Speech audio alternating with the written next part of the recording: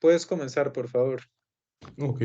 Buenas noches, compañeros. Mi nombre es Joseph González y hoy les voy a exponer el paper The Rise and Fall of the CD28 Superagonist TGN 1412 and its return as a tab 0A a personal account de Thomas Hunick.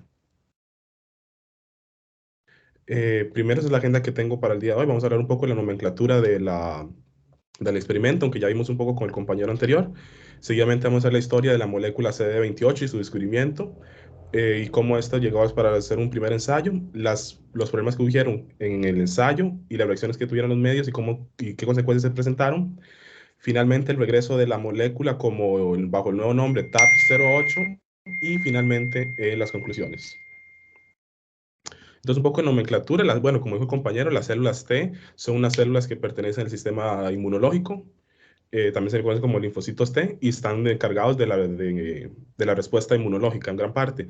Dentro de ellas hay una subcategoría llamada las células TREC o células reguladoras T. Como dice su nombre, ellos regulan como la respuesta a cierto estímulo. Y dentro de la industria farmacológica, o mejor dicho, microbiológica, se manejan las definiciones de agonista y superagonista. Una molécula es agonista si ella se puede conectar con un receptor y activar una respuesta. Y es superagonista cuando es exactamente lo mismo, pero la respuesta es mayor. Esto lo podemos ver con la analogía de un grifo. Una molécula agonista daría media vuelta a la llave de un grifo, abriría un poco la llave, pero una superagonista daría 2, 3, 4 veces la vuelta, aumentando aún más la respuesta. Incluso puede ser que ella solita sea necesaria para activar, como veremos más adelante. Entonces hablemos un poco de cómo se descubrió esta molécula que interactúa con el receptor CD28. Fue descubierta por Michael Takei alrededor de los 90.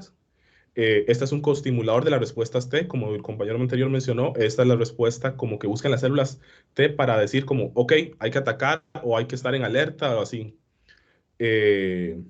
Seguidamente, Xia-Hu Lin, ella realizando experimentos con ratas que utilizan este modelo, ella descubrió que hay cierta manera de controlar las células reguladoras T dependiendo de la dosis. Si le activo una dosis muy alta del CD28, lo que yo voy a obtener es una respuesta donde se activan las células T y las células TREC. Entonces, eso. Pero a dosis bajas solo se activan las células TREC. Por lo cual, yo puedo tener un rango donde quiero seleccionar cuánto es mi capacidad reguladora. Y esto puede ayudar a enfermedades autoinmunes, donde yo regulo o suprimo la señal de regulación de ataque del cuerpo, por decirlo así. Ella también encontró que de manera un descubrimiento inesperado, ella encontró que existe un superagonista. Un superagonista lo podemos pensar, como lo dije antes, como una célula, una molécula que activa un montón. Y esto lo podemos ver en la figura abajo, donde la célula normal ocupa el receptor CD28 más un TCR para poder activar la señal. Mientras el superagonista es casi autónomo, es como dice ahí, cuasi autónomo, donde solo se ocupa ella como para activar ese nivel de respuesta inmunológica. Eso puede permitir en solucionar enfermedades autoinmunes como la artritis reumatoide, diabetes tipo 1, donde los anticuerpos atacan el páncreas, eh, o el Guillain-Barré. Este descubrimiento llega a la fundación de Tegénero en los años 2000, donde ellos empiezan a investigar esta molécula, específicamente este superagonista, bajo el nombre TGN1412, en una molécula humanizada. Y esto nos lleva a la catástrofe del 2006. Ellos realizaron pruebas en ratas, todo bien, realizaron pruebas en los macacos, no había problemas, no presentaban efectos adversos, entonces se les dio visto bueno para continuar en la siguiente fase, que es un ensayo clínico fase 1. En ella, como dijo el compañero, hubo 8 participantes, ¿verdad? Pero los que nos interesan son los 6 que recibieron la dosis de verdad. 2 de ellos recibieron un efecto uno placebo.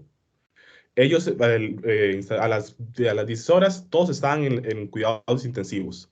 Pero ellos recibieron debido a una tormenta de citocinas. Esto lo podemos ver como una tormenta de químicos de las células. Puede ser hay respuestas inflamatorias que tiene el cuerpo por ejemplo, cuando uno se corta, si el cuerpo se inflama en una respuesta a la cortadura, ¿verdad? Eso es una respuesta inmune debido a algunas citocinas que se sueltan. Y eso también causa fallo en múltiples órganos. Ellos estuvieron alrededor de 2 semanas en cuidados intensivos, por dicha, todos sobrevivieron, pero lastimosamente no salieron intactos, por decirlo así. Ellos tuvieron ciertas amputaciones o cierta necrosis en los dedos.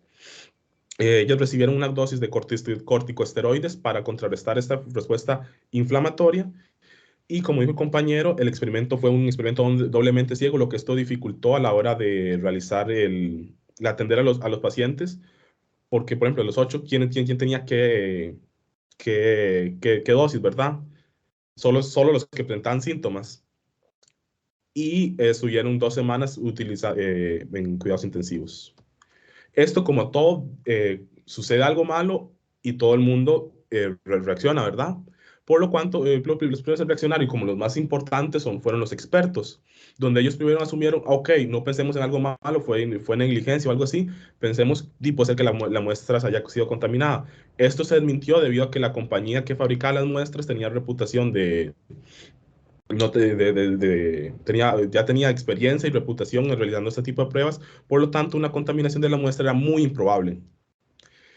También los científicos, la reacción que surgió fue inesperada, fue una sorpresa, ya que no se esperaba esta respuesta, ya que los ensayos en los animales mostraban que todo bien.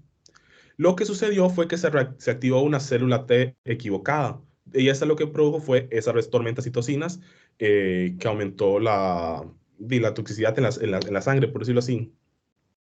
Sin embargo, entre los expertos, el Instituto de Biotecnología de Ética como de Biotecnología de Reino Unido encontró que no hubo errores en cuanto a los análisis de toxicidad, ya que ellos repitieron los análisis con los monos y ellos vieron que los análisis habían hecho de manera ética y correctamente con respecto a los planteados. El único error que ellos tuvieron que fue como suponer las seis dosis de un solo y no espaciarlas o hacerles una infusión lenta.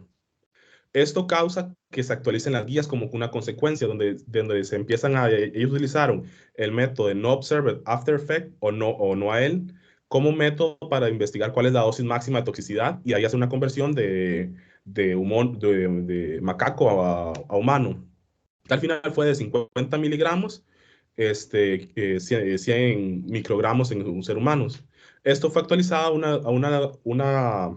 como una prueba, como lo que será in vitro, donde se ve el minimum anticipated biological effect, donde se realiza en células de laboratorio, se realiza el mínimo dosis que me representa un efecto biológico.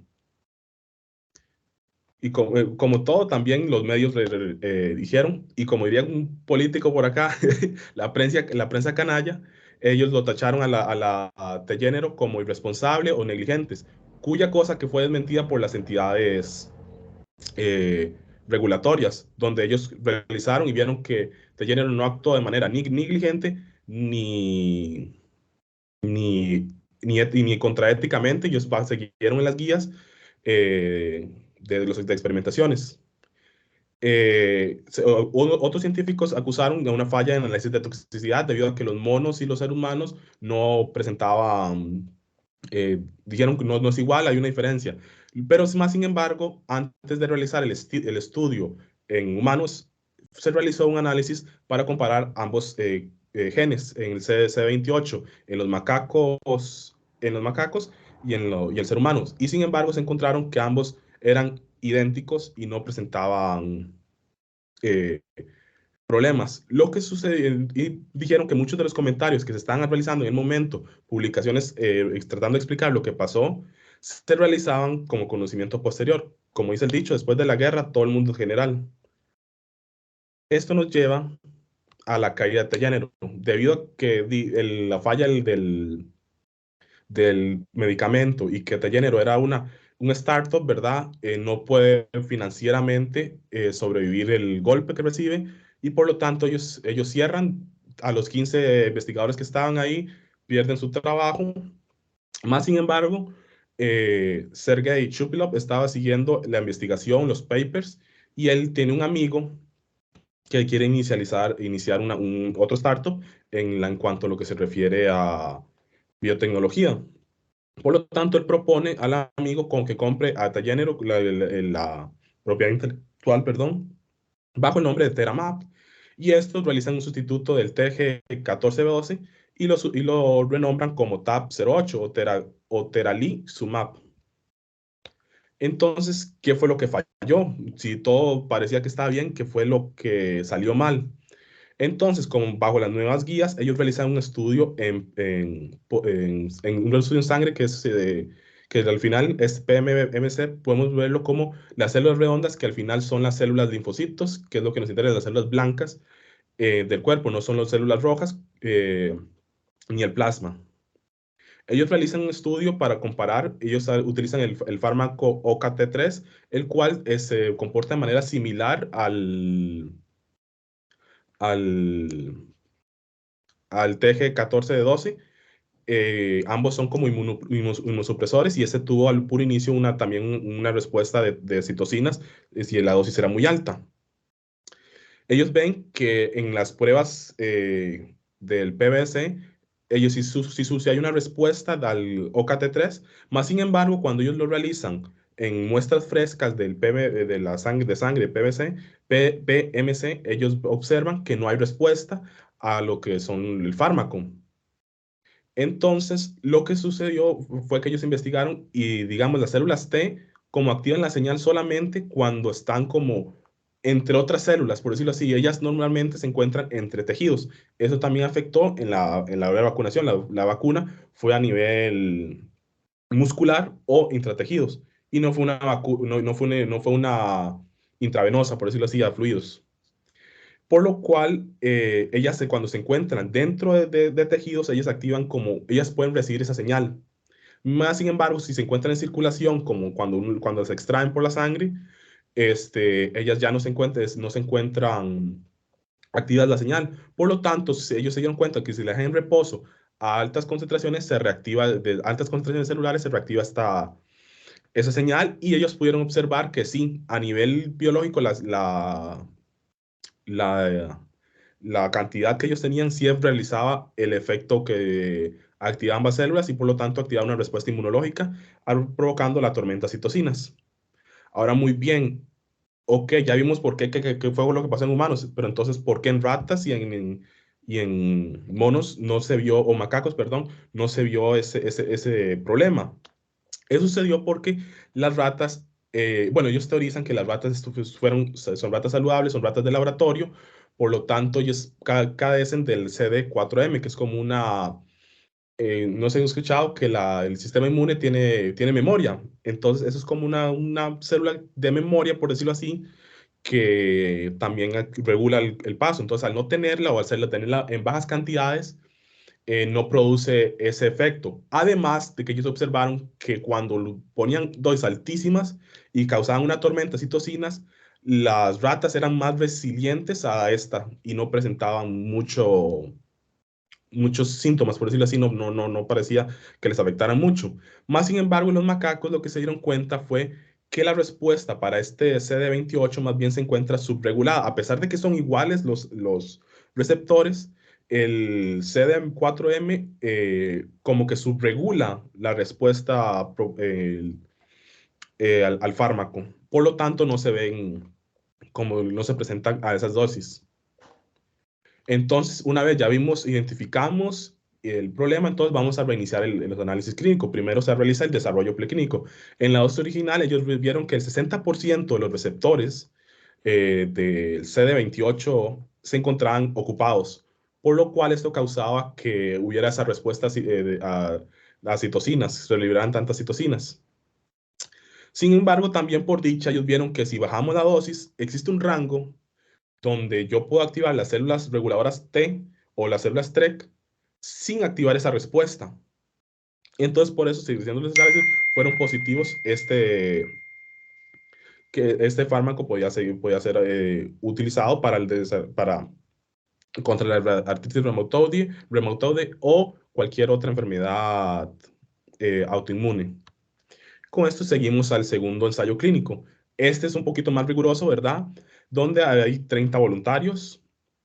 La primera dosis es de 0.1 microgramos por kilogramo. Estamos hablando de una dosis que es 1000 veces menor a la de los monos.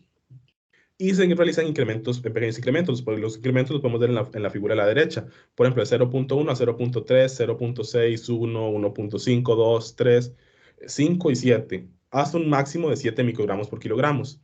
En este caso, ya la infusión del medicamento es una infusión lenta y observada bajo vigilancia médica y siempre manteniendo como, en caso de emergencias, siempre teniendo una unidad de cuidados intensivos disponible.